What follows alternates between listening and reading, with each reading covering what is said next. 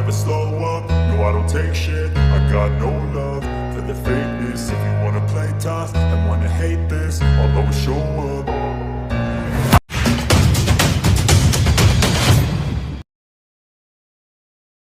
I don't ever slow up, no I don't take shit. I got no love for the fakeness. If you wanna play tough and wanna hate this, I'll always show up. Pelatih Timnas U23 Indonesia, Sintayong, kembali melancarkan kritik keras kepada kepemimpinan wasit di Piala AFF U23 2023. Pelatih asal Korea Selatan ini cukup vokal saat mengomentari wasit di Piala AFF U23 2023. Bahkan, akibat protesnya ini dia mendapatkan kartu kuning saat pertandingan babak penyisihan grup B melawan Timor Leste dan final menghadapi Vietnam.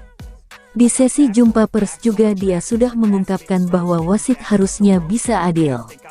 Sintayong menjelaskan bahwa Piala AFF harusnya membawa manfaat untuk sepak bola di kancah Asia Tenggara.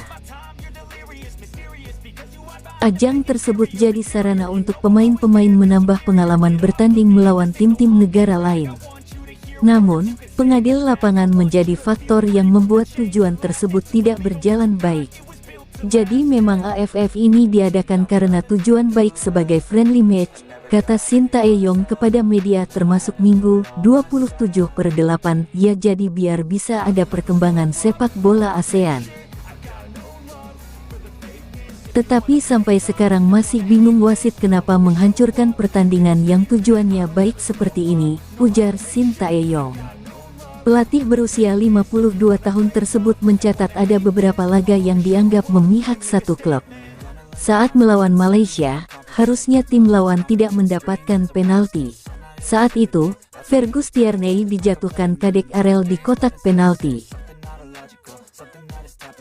Sebelumnya duel terjadi antara kedua pemain tersebut di kotak penalti. Pertandingan lawan Malaysia pun yang harusnya bukan penalti tapi dikasih penalti, sama juga di final yang harusnya bukan penalti tapi diberi penalti, ucap Sintayong melanjutkan. Sebaliknya juga sama kita harusnya dapat penalti tapi tidak berikan juga, wasit terlalu memihak ke satu tim. Tapi ya untungnya para pemain sangat bekerja keras, memang hampir bisa bawa hasil yang maksimal tapi karena kesalahan-kesalahan dari wasit yang memihak seperti itu ya membuat kita tidak beruntung. Yang harusnya dapat kartu merah pun ya jadi kartu kuning, seperti itu, imbuhnya Sintayong berharap ada perbaikan dari sisi wasit untuk Piala AFF selanjutnya. Hal ini jadi perhatian penuh karena tujuan diadakannya turnamen ini cukup baik. Kita lihat, kalau mau AFF ini berkembang memang harus ada perbaikan dulu hal-hal seperti ini, kata Sintayong lagi. Jadi saya berharap wasit AFF ke depannya semoga bisa lebih adil dan tidak memihak, pungkasnya. Pada FIFA Matchday ini, Timnas Indonesia akan melawan Turkmenistan. Laga antara Timnas Indonesia vs Turkmenistan berlangsung di Stadion Gelora Bung Tomo, GBT, Surabaya, Jawa Timur, Jumat tanggal 8 September tahun 2023. Rencananya, Timnas Indonesia akan mulai menggelar pemusatan latihan TC di Surabaya pada tanggal 4 September mendatang.